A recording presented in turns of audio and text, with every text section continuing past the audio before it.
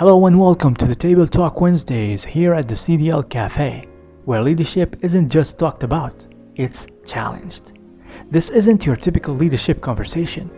This is where we gather around the table every week to ask hard questions and put character back to the center of how we lead. Sometimes it's just us, the team, sharing real reflection, and sometimes we pull up an extra seat for a guest whose voice brings fresh perspective, bold insight, and lived experience to the table. Because around here, we believe leadership that isn't rooted in character won't last. Leadership that doesn't challenge the system won't change it. And leadership that's all image and no substance isn't leadership at all. So grab your coffee, lean in, and let's get into today's table talk. Let's go. He got you again. I told you. I told you, Doc. You're gonna have to widen that, broaden that. The drinks. We will. We will. Not everybody drinks coffee.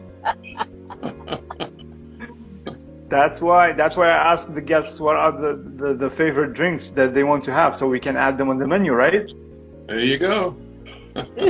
Awesome. So, Kevin Pastor, before I go to the question that is related to the drink you've chosen, who is Pastor Kevin? Let us know. Yeah, I'm a native of Richmond, Virginia, here in the United States. No sisters, just one brother, born with a mental disability. So I learned very, very early on how to respect and take care of and honor and value and have some compassion and empathy for other people. I learned that at home. Then as I grew up, I graduated from high school, went on to college, stayed in Richmond, Virginia Commonwealth University School of Business. And after I graduated, I went directly into the federal government, where I stayed for 34 years for a career.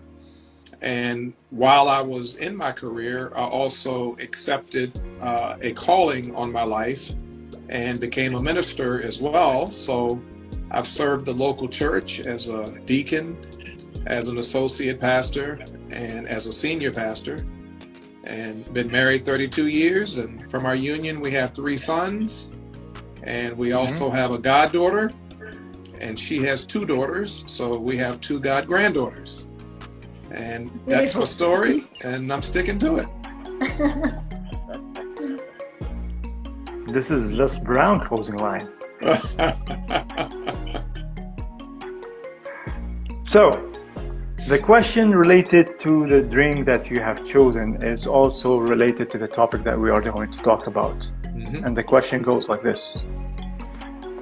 Do you think that today's generation is being affected by the culture of motivation to the point where they see that discipline is something hard? We're talking about motivation. I would say yes and no.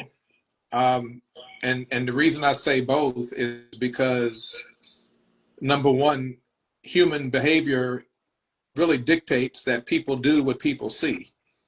So the generation that's coming up behind us, for the most part, not everybody, but they just emulate what they see. And if they don't see other people really motivated and striving to be the best that they can be, they emulate that. But at the same time, there are a large group of people. I work with them. I was with some last week who are extremely motivated. They want to make a difference. They want to step out and exercise their faith and make the world a much better place.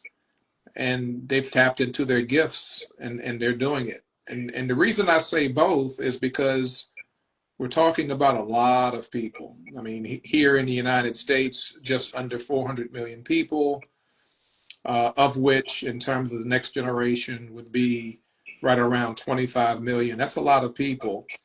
And so it's a mixed bag. Some people are on board and they're motivated, they're self-motivated. Some are motivated based upon what they see in others. and some have kind of thrown up their hands and say, what's the use? No need in giving my best. So I can't put everybody in the same bag. And so that's why my response is both yes and no. Hmm. So, regarding the response that you gave right now, what is the truth about motivation?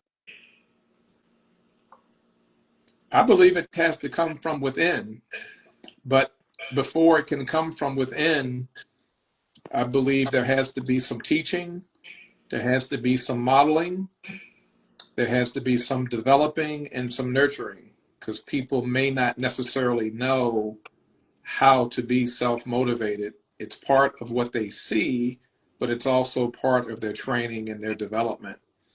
And so the four of us, for example, can be very, very intentional and very deliberate in making sure that those that we pour into understand that it takes motivation, self-motivation, to really get some good things happening and make the world a much better place. And so it's really up to us to help them, because they don't know what they don't know.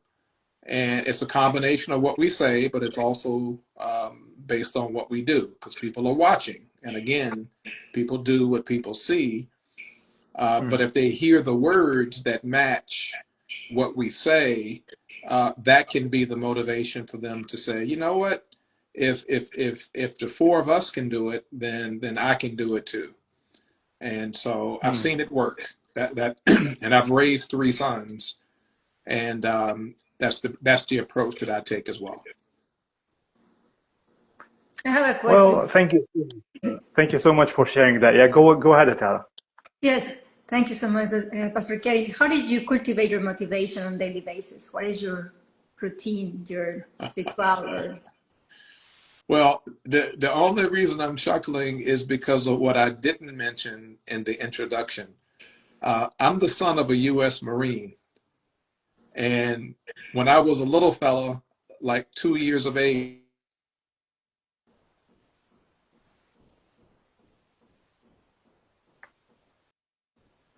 We can hear. Oh, Pastor, we can't hear you. I think You're you're muted. muted.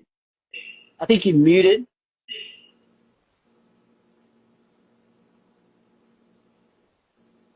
okay. Am I coming through okay? Yeah, yes. Okay, Okay. now you are. Okay. Yeah, now you are. Okay. The phone was ringing. Sorry about that. Oh, As the son of a U.S. Marine who was a drill sergeant in Parris Island, South Carolina, the motive from the time I was ankle high started at home.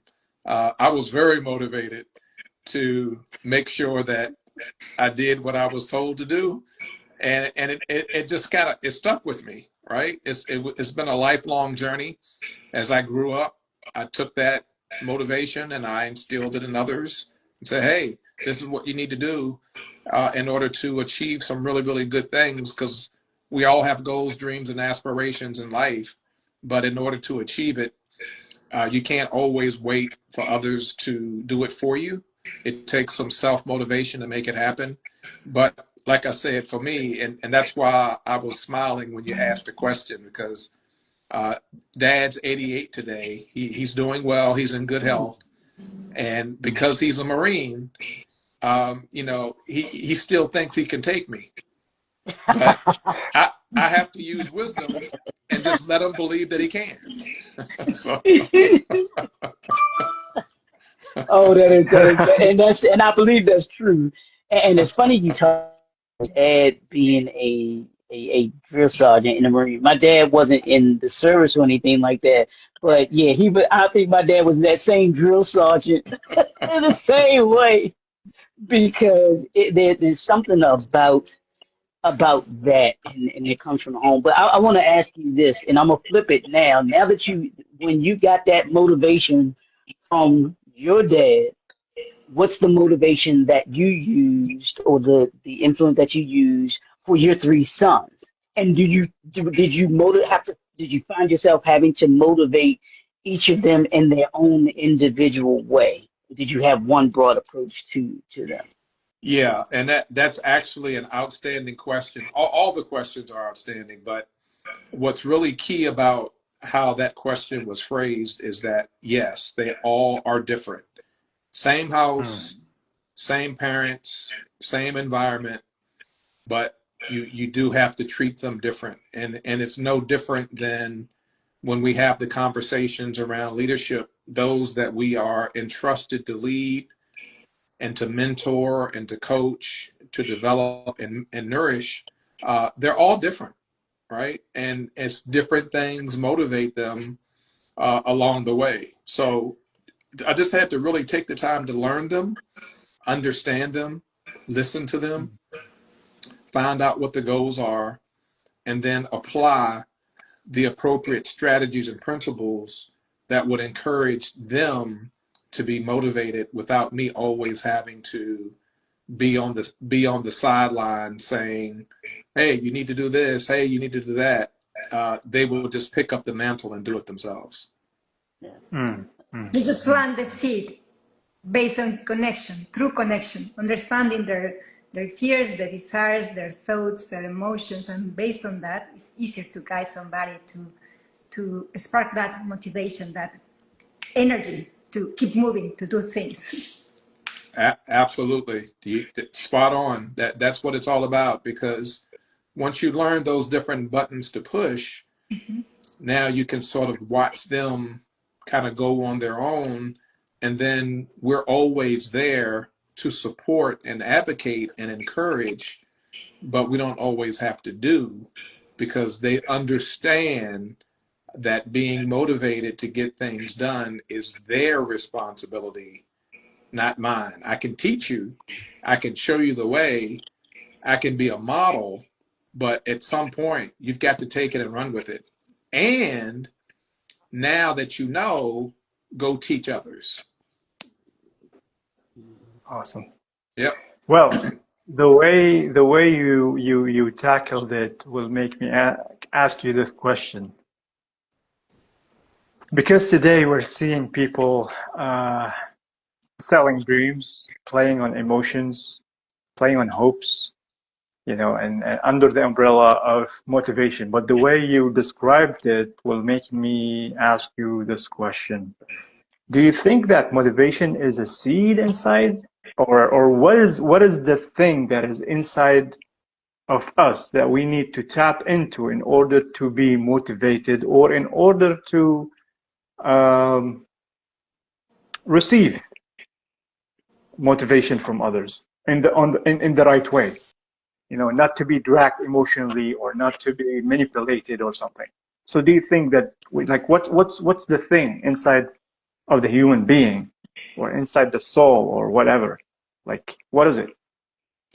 I think you used the right word, and I actually like it, seed, because think about what happens to a seed.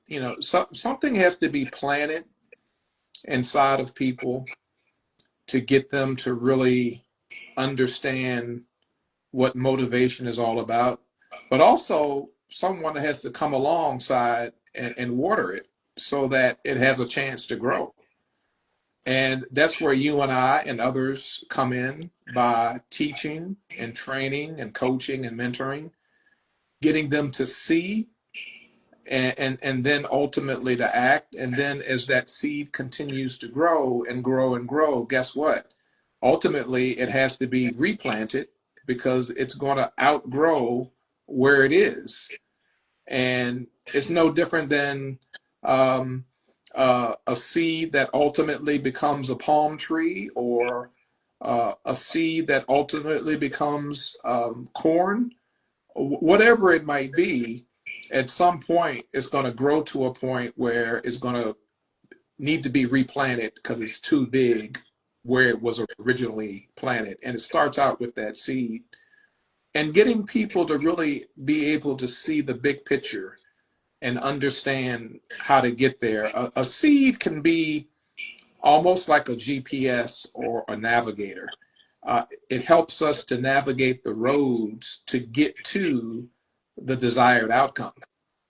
And that seed being the genesis of the motivation is what helps us to ultimately get there. It's not going to happen by itself. You've got to have some degree of ambition, some desire to want to achieve, and you've got to have the tools and the strategies and the principles to undergird that journey to get there. And I love the way you asked the question. It all starts as a seed. And ultimately, how it germinates, how it grows, where it grows, how frequently it's watered, access to sunshine, all of that is where you and I come in to make sure that that seed grows and grows and grows. And so things don't just happen. Money doesn't just grow on a tree. You have to go after your goals, dreams, and aspirations. They don't just come to you. And that's where the motivation piece comes in. Awesome. So, speaking about your 3 sons and the way that you approached motivation and dealt with it with your 3 sons, what's the difference? And also based on your experience, what's the difference between encouragement and selling false dreams? Because we've seen parents applying motivation just for the sake of looking good in front of their kids, or maybe playing the role that they are the parents, or whatever the case may be. They just use words, they follow techniques, tactics, and everything. It doesn't come from their heart, and we've seen parents trying to cover things in front of their kids to keep up with other friends, if that makes sense. Yeah. So what's the difference between encouragement and selling false dream, and also what's its impact when we talk about parents motivating their children? Yeah, I would say it's actually a twofold answer. I'll start out by saying good old-fashioned hard work. Well, what do you mean by that, Kevin? Well, having my son see both mom and dad get up at 5 a.m., make breakfast, make sure everybody's good, leave out the door at 7 o'clock, go to work every day with a smile, come back home in the afternoon around 5 or 6 after a hard day, me in the federal government, her in corporate America, sit down as a family and have a conversation. I would ask the following question to my sons when I would see them later on in the day. And I would ask them, I would say, tell me, what 3 things did you learn today in your second period social studies class? Right? I don't ask how was school today. That's too easy. I don't ask how was your day. Those are closed-end questions. I ask open-ended questions. Why? It's part of the preparation. Part of the hard work that's coming before you, because life is expensive and you're going to have challenges and obstacles along the way. You just are. Half of the people that you meet aren't going to like you, and they don't even know why they don't like you. They just don't like you. And you have to deal with it, right? You might have a boss that you just don't get along with. You don't see eye to eye.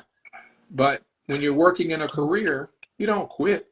You just press through it.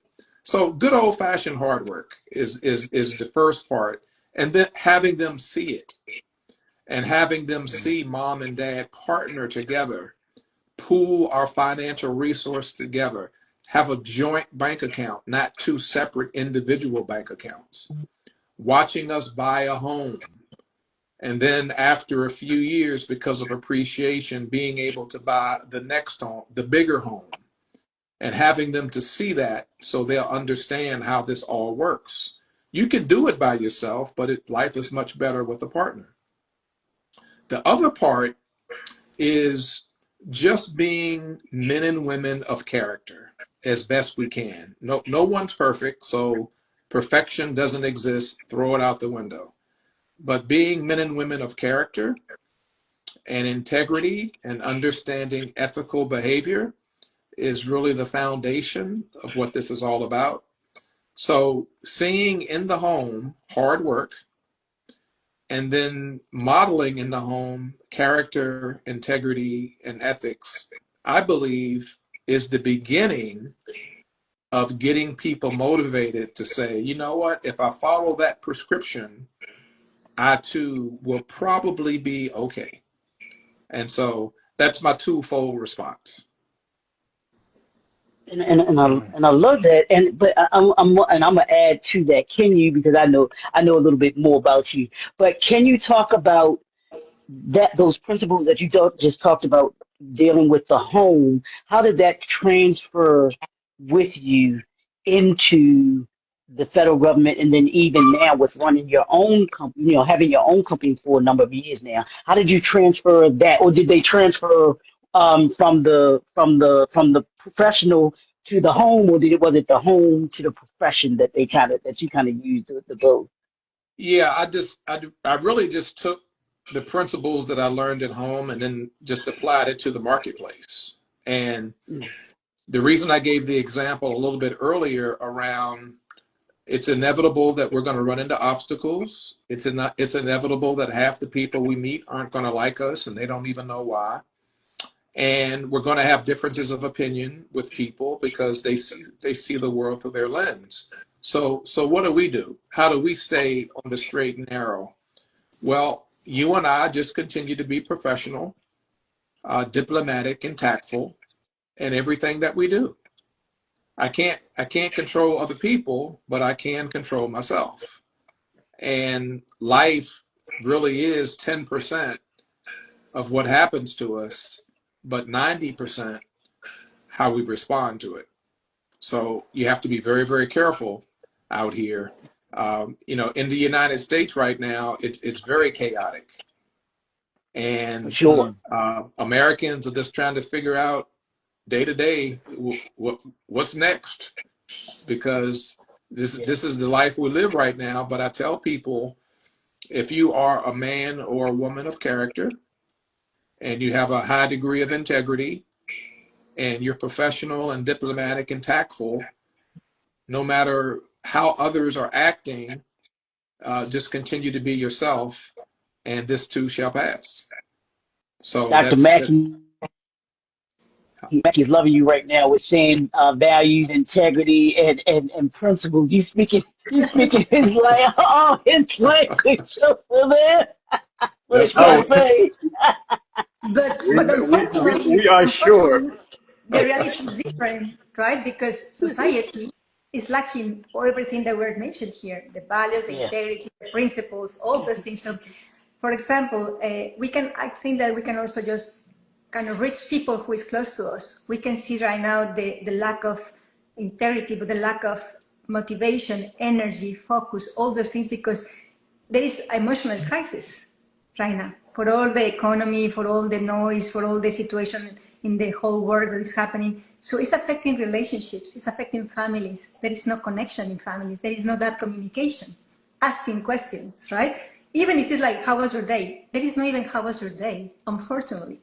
Families has been separated for that because everybody's trying to achieve something, or at least try to achieve something that is disconnecting the families.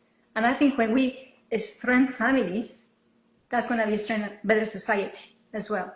But we need values. We need to go back to the basis. In that way, leaders at home and in business, they're going to be, stronger, but also really embracing what affects more families and business, which is the principles that we always talk about.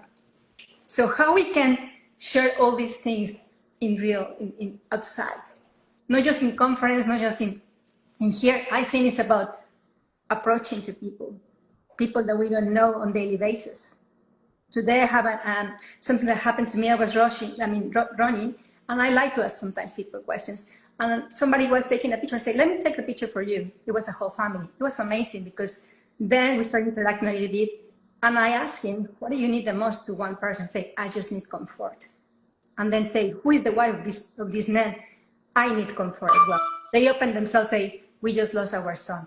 So sometimes just the fact to reach somebody, random people, you can put out. They put out to you, you put out to them. And that's connection, human connection as well. Compassion. Absolutely.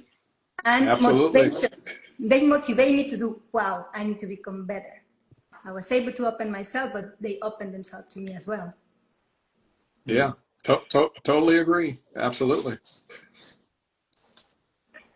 Dr. McKinsey, did you give any hint to Pastor Kevin about the VIP?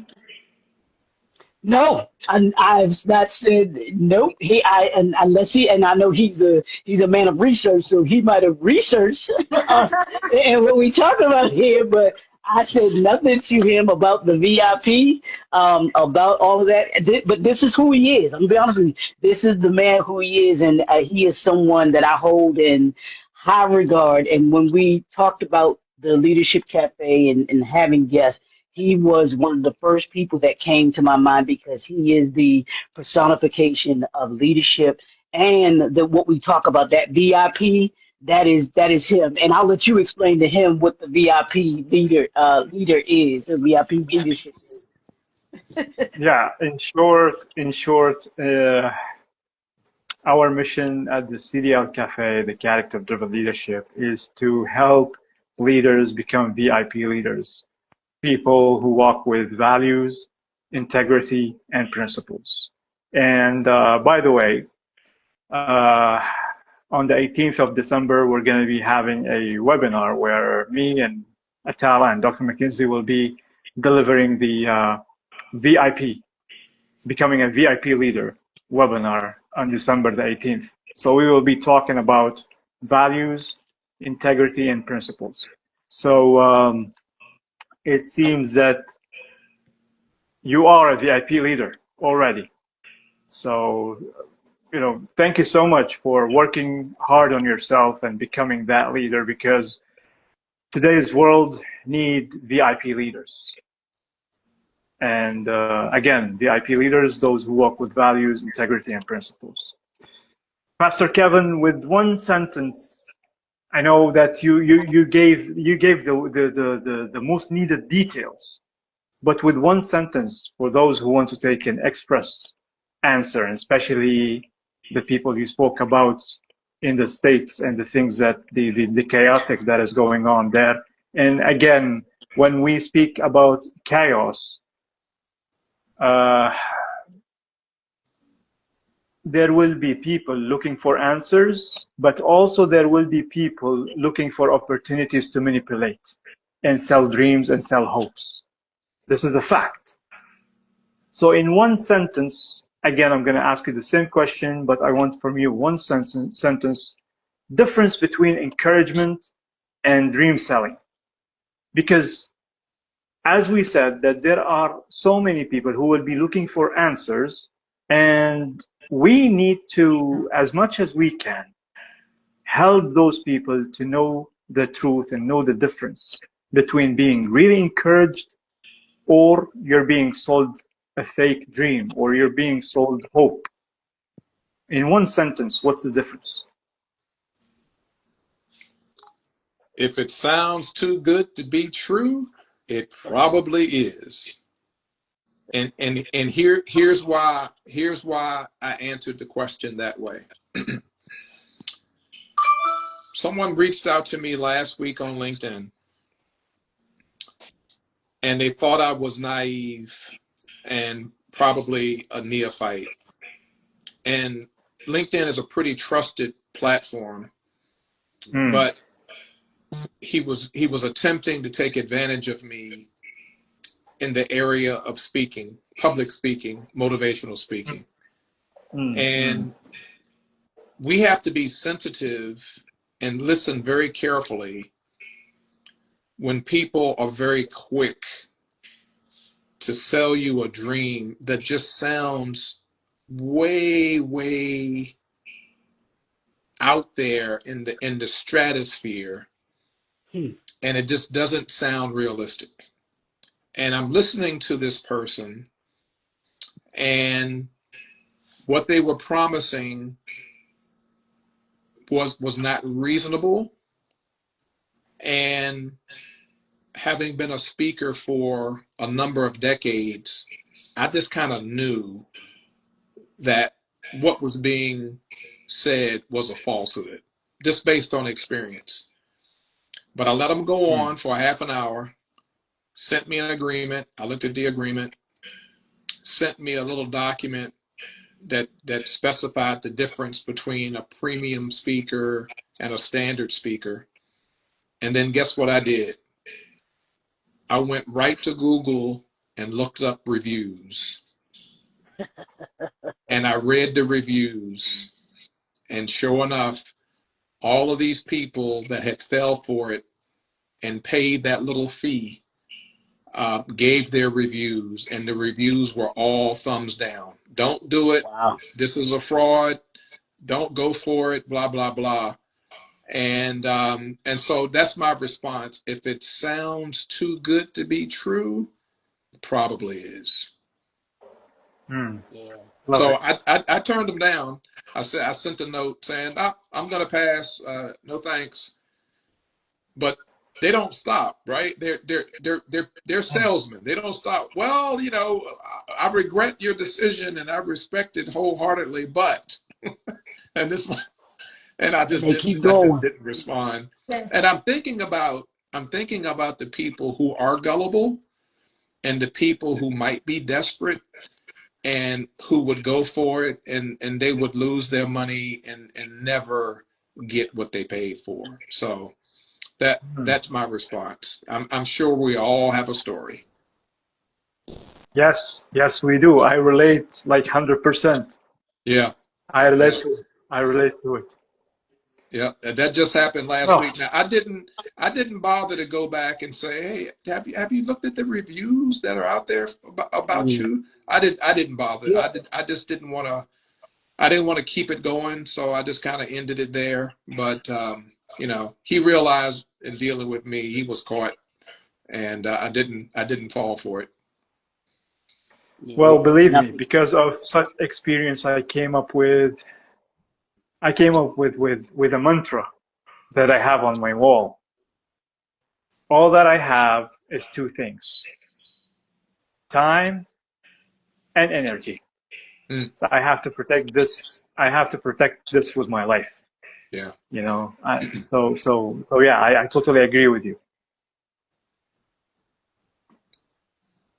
Excellent. Dr. McKinsey, you were trying to say something, right? No, just kind of piggyback off of what Pastor Kevin was saying. When you have something that seems to be, unrealistic, and more than true, it should be something that kind of hits you on the inside. Because I knew you talked about earlier about what's it on the inside of you that motivates you. It should be something that says, wait a minute, maybe I need to do a little more research. And those that maybe, are gullible, aren't savvy enough to say, you know what, let me punch a couple buttons to see what this is about. And that goes to even being a leader and trying to sell something, even when you are talking to they can feel when you're not being authentic. I think we use that word authentic around here more so than anything. When you're not being authentic and you're just trying to sell them something, as opposed to being genuine about whether it's your concern for them, whether it's about getting something done a project that needs to get done in the workplace and everything like that, or if it's something that you have to accomplish and you're trying to get it accomplished through them, and they will feel if you're not being genuine with them, if they're just trying to sell you motivation versus really actually motivating you to be able to do something. To me there's a difference in that, whether it's selling you a product or service, or whether it's you trying to get a product done or getting a project done through those that work with you, or even those that work for you, and that were those that you may be working with, a partnership or collaboration that you're doing. All of that comes together. It does. It comes down to how authentic you want to be and how authentic you are, and being a leader. Because if being authentic and being genuine isn't a part of your character, people will they'll smell it out in a minute. To me, they'll Yeah. smell it out in a minute. Because it comes across that way. Yeah, absolutely. Totally agree. I would say something. I think that we're talking about now sales people too, but also they are lacking a lot of leadership because, again, lack of values, transparency, principles. I have also experience in LinkedIn. Somebody contacted me, but they went through my website. They were some keywords. I knew that because the conversation was so strategic. The question was perfect questions, but I had a feeling. So I went to how much is going to cost me this. That was the thing. Because I feel like, no cost. You don't have to pay anything. I say, no, this is not going to be right. So at the end of the conversation, I stay a little bit with the question, all the Q&A, and then say, okay, now I need to tell you, say, I knew that. So right now in LinkedIn is very aggressive, this kind of people now. They're sending a lot of messages, they are kind of connect with you, they scroll out, your profile and everything. But again, it's coming from the urgency, the need, and that's expressing. That's also energy in a conversation, in an email. So I think that we need to go back to the basic things again. What I'm doing this, what is my purpose? What is my call? What is my mission? When we're more authentic, the businesses start coming more naturally and people will come to you. You don't have to rush so much. You have to also develop that awareness, how I am dealing with my job, how I am approaching to people as well. So I think this is about awareness in every area, not just leaders in big companies, it's leaders in a regular daily life. Yep. Yep. So speaking of selling opportunities and selling dreams, when you hear this phrase, what does it mean to you? Which phrase? Selling opportunities or selling dreams, like because today we were talking about those who appear in the chaotic time as people who want to help you or people who provide opportunities, but actually they are selling you opportunities and selling you dreams, selling you hope. So when you hear this term or this phrase, selling you dreams, what does that mean to you? Well, I'll answer it two ways, like I usually do, because I'm a left brain kind of guy. So I'm responding as I'm thinking about the response, right? I've always been told, Kevin, it only takes 30 seconds to answer the question, not 6 minutes. So, I love detail. So take your time. Yeah. So for me, an antenna goes up anytime I hear that word selling. Because I don't make decisions and I don't solve problems instantaneously. I think about it. I process it. I analyze it. I reflect on it. Sometimes I sleep on it overnight. I'm a used car salesman's worst nightmare. They're telling, oh, it's 80% off if you act in the next 3 hours. I'm the wrong guy. Yep. I'm not him, right? So I get kind of suspect when I hear that word selling, because I'm thinking about alternative motions, or I'm thinking about maybe less than authentic approach, even though that may not necessarily be applicable or relatable for that particular situation. So if you're trying to sell me a dream, if you're trying to sell me whatever it might be, I'm thinking it's money involved, and the other person may be attempting to enrich themselves as a result of this transaction. Now, I know that's not always the case, but just based upon life experience and the number of times that I have been duped, it just raises that extra caution, if you would, before you go forward. I would like to reverse it and say, how can I educate you about your dream? How can I heighten your level of awareness as it relates to your approach toward your dream?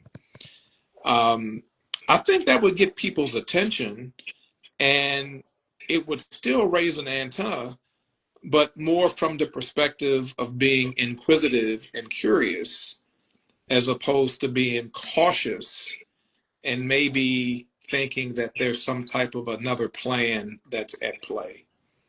So that's kind of what comes to mind when I hear the question, because I take my time, and I admit sometimes longer than necessary, to make a decision and solve a problem, because I think it through. I'm facts oriented. I'm analytical in my thinking. I don't really operate based on innuendos or rumors or third party information. It has to be factual.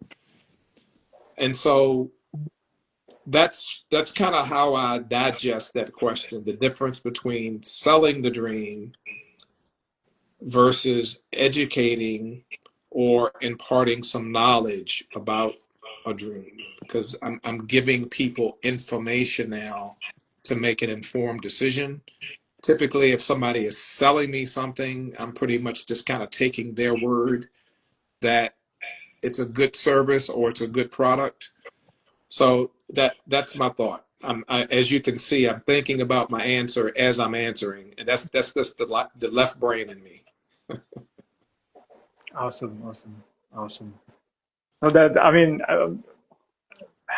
I never, I never thought about the right and left brain. I don't know where do I stand, but I do think about my answer while answering it, and I love details. I love breaking down the answer that I gave. Because to me, when you break down the answer, it means that you know what you're talking about. When you tell people that XYZ because this happened and this relates to this and this goes here, this goes there, people will automatically know that what you're talking about. You're not just throwing words out there. So I love it. I love it. Yep, absolutely. Dr. McKinsey, Atala, do you have anything before I ask my next question? Because I got excited to learn more from Pastor Kevin about this topic. I would just say that you learn from your home, from your father. What about from people that they don't have that father, that they don't have that relationship at home? What you would say? What you would say to those kids or people that will listen to you? I'm thinking more along the line of how can I help them to feel that they're loved, they're wanted, they're cherished, they're valued, even if they're missing a father figure or they're missing a mother figure. How can I help them to still feel like I care? Because when it's all said and done, when you're dealing with people, and this is the character-driven leadership cafe, right? So that leadership, that word leadership, is what's really, really motivating for me.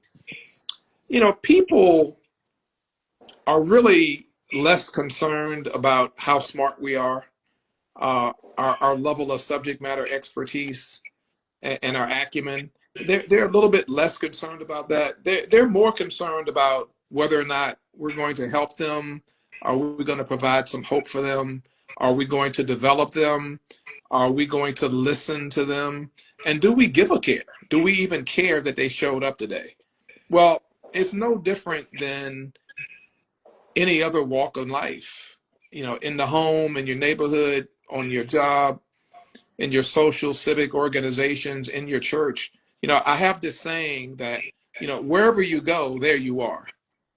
I've been saying that for decades. And so when I'm in the company of the homeless or the orphaned or boys and girls who are now men and women who may have grown up in a single family household, my job is just to let them know that, you know what, you have value and you're wanted, and I care about what you have to say. I care about your contributions to this team and to this organization. And that's the approach that I always take. Like I said earlier in the intro, I don't have any sisters. I have one brother, and he's 3.5 years younger, and he was born with a mental disability. So I had to take care of him with my mom while Dad was away fighting in America's wars as a U.S. Marine. And because of that, in some instances, I kind of felt like an only child because of my brother's neurological abnormalities. He couldn't really function at his chronological age. And then what I didn't mention is years later, raising these 3 sons, the youngest son was diagnosed with autism at 2 years old. So I had to relive it all over again. Everything I learned about helping to raise my brother, I had to apply as it relates to my youngest son. So I learned at home very early that people who are different need to be loved and cared for and respected just as much as those of us that get a full ride to Harvard or MIT or may be a millionaire and they're wearing the finest clothes and driving the nicest cars, and everybody else in between. That's just the approach that I take. And when we do that, you do it in a very authentic and genuine way. It's not fake. And you're helping people to now, what I call wash, rinse, and repeat. Do the same thing with other people that you meet and run into. And these are small steps that everybody can take to make the world a much better place. And I tell you, when you don't treat people that way, they act out. Sometimes we wonder, why is a person behaving the way that they're behaving? Behavior is nothing more than the outward manifestation of what someone is feeling on the inside. Because what's on the inside is always going to come out. And so if people are building up frustration, disappointment, disillusionment, eventually it's going to come out and you're going to see it in their behavior. So how can we reverse that? Well, by demonstrating unconditional love and care and respect and value for all people. Again, nobody's perfect. We all miss the mark periodically, but men and women of character do demonstrate a consistent pattern of behavior no matter where we are. And that's why I always say, wherever you go, there you are. So we're consistent in what we. Another phone call. Yeah, I think so. I think you got a phone call. It's very good. Let's see if he comes back in. So, but yeah, but he touched on something that I think is really key, and that's being genuine. When you're being genuine in your approach, it doesn't come off as if you're selling someone something. It doesn't come off as if you're selling a dream. If you are trying to get something out of someone, where it's like a win-lose situation. I think when we have the approach that it's a win-win, where they get something, you get something, especially when you talk about in the workplace, in the marketplace, in industries, there is this inauthentic feel today. I mean, you talk about it all the time, Dr. Mackey. You talk about being pretenders, being movers, and that's the difference between a pretender and a leader. And it's being not selling you a dream, but it's giving, as Pastor Kevin was talking about, where you're flipping it, where you do have that, you're coming from inside of you and how you're taking into consideration that person that you're talking to or that you're dealing with too. So I think that's authentic. Can you hear us, Pastor Kevin? Can you hear Yeah. me? Yep. Oh, okay. Yep. No, Absolutely. I gotta Your say, I answer. gotta say, It was just yeah, not go just ahead. no. I really appreciate your answer because it was so deep. You know, you came from your home shaped you the way you are. The empathy, the compassion, the love, all those things. That it's easier when we are exposed to that at an early age because we become more sensitive toward people's pain, right? And authentic, and that's opened doors for many things in life. Leadership comes naturally. I would say that you continue cultivating on your mind, on your heart, on your soul, all those things that are important. But at the end of the day, that's your nature as well. So thank you so much for this beautiful answer and the way that you think and the way that you express. That's a connection. That's the synchronicity, right? Many leaders are just thinkers, but they don't feel anything. So that should be a connection right there. Thank you so much. Yeah, absolutely. Yeah. That is actually a great point. And that's why all four of us do what we do. Uh, we have too many leaders, I believe, in all different sectors in the marketplace that just think that if I show up and I know my stuff, then I'm good. Yeah, And that's not it. yeah, You're missing the human piece, That's right. right? yeah. And that's what we teach. That's what we coach. That's how we mentor. And the more people we can reach, then we ask them to do the same. You know, go out and talk to your sphere of influence, and then we're on our way to making the world a much better place. Yeah, all what Absolutely. you have said is rich, and what you mentioned, like everything you mentioned, embodies something that I've written and I live by. Is that compassion never comes from comfort,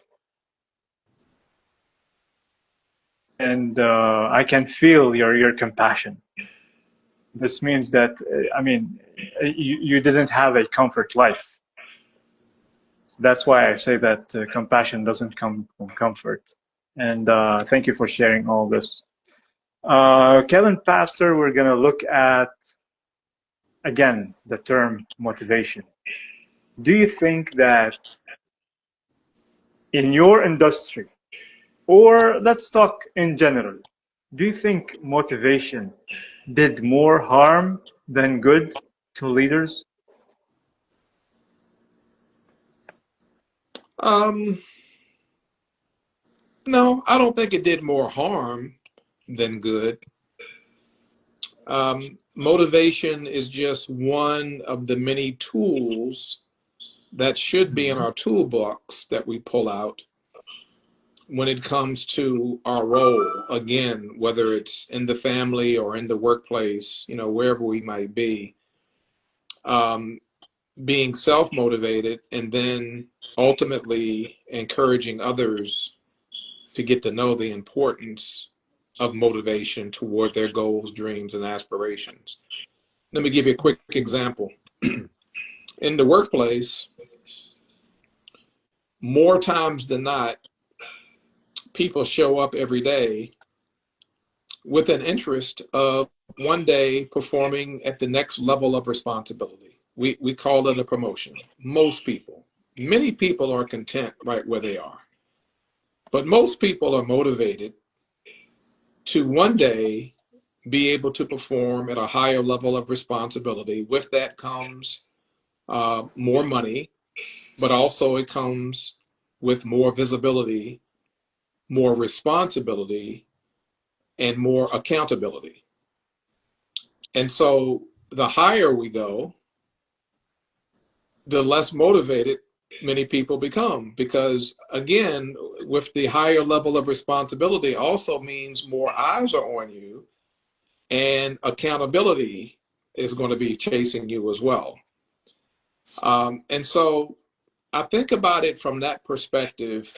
People have a healthy dose, I believe, of motivation but for different reasons. And I always use that example in the marketplace and in the workplace, because the majority of us do have that desire at some point in our career. We want to make more money, but we know that what's motivating us is the money, but also what comes with it is the additional responsibility and visibility and accountability as well. So I think it's a healthy dose of both. Now, there are a number of people who, like I said, they're good right where they are. It's like, okay, this position is paying me just enough to keep me from quitting, so I'm only going to work hard enough to keep from getting fired. Right? There's a lot of people in that boat. Yeah. They used to be on my team. I used to supervise them. And I would try to motivate them to say, you've got some gifts and talents in you that could make this team and this organization so much better, but you have to be motivated to make it happen. And they would say, oh, really, really good discussion, Kevin, but nope, I'm good right where I am. so you can't make them. You can't make them. You can encourage them, and you can have a good conversation with them, and even inspire them, but you can't make them. Right? Did you in those? Oh, I'm sorry. Go ahead. Go ahead. No. Other cases when you had to do that, and like I said, even now with your team that you have now, did you find that those that you kind of had to sell the dream on completing the project to them versus the other ones that you didn't have to give that nudge to? They were already, kind of self-motivated and did it within themselves or anything like that? Yeah, in lieu of sell, I would show. This goes back to the character conversation that we're having, right? Character-driven leadership. I want people to leave my presence understanding that being a man and a woman of character is first and foremost to anything that you want to achieve. Whatever the dream, whatever the goal, whatever the aspiration, you've got to be a person of character first. That's the foundation. You don't build a home that doesn't have a foundation. You don't build commercial property without a foundation. You don't build a parking garage without a great foundation. And then it goes back earlier to the seed. Now the seed is planted, right? And so people deep down inside do have the motivation to want to do more, but it's different levels of motivation. And so when certain people get to a certain point and they're content and they're satisfied, the motivation goes away. And you can't really make them have more motivation to go forward. Others kind of have it already in them from different sources and different places, and they've heard different voices. And it doesn't take much. You just give them some exposure, get them some training, provide them some resources, and they go make it happen. And you take a look at the Gates of the world and the Jobs of the world, and you take a look at the Bezos of the world and many other companies that are now valued at over $1 trillion. It all started with a dream. They were motivated to push it forward. Zuckerberg, I mean, it goes on and on and on. Pastor Kevin, I have a question. Do you think it's motivation, the level of motivation, or maybe the level of awareness? Because there's two things here. When we become more aware, we are more awake about, I can do this, I can do that, I'm going to achieve this. So you start performing on a very different level of energy, consciousness, perspective, ambition, everything. It's more in alignment. When we are not awake, we are in a comfort zone. There is no push. It could be a little bit of inspiration, motivation, but then you go back to the same thing. Yeah, I think that's a very, very, very good point. I do believe that it's the motivation that we have that ultimately leads to the awareness, because it's the motivation that's within that really causes us to be curious and inquisitive to go and discover. Let me bring it forward. Look at how AI is progressing even as we speak. Every day it's advancing rapidly. People are motivated to learn more and to get more and more awareness on how to use it effectively to generate some positive outcomes. And so I think the motivation is what leads us to ultimately the awareness so that we can tap into those aspirations that we do have. Yeah, absolutely. I do have to run. I thought this was about an hour. It is about an hour, but Okay. the discussion is very rich. Okay. So I think that we're gonna have you again on our call, on our show, or in the cafe, because this is deep. This is deep. I want to thank you so much for what you've been sharing.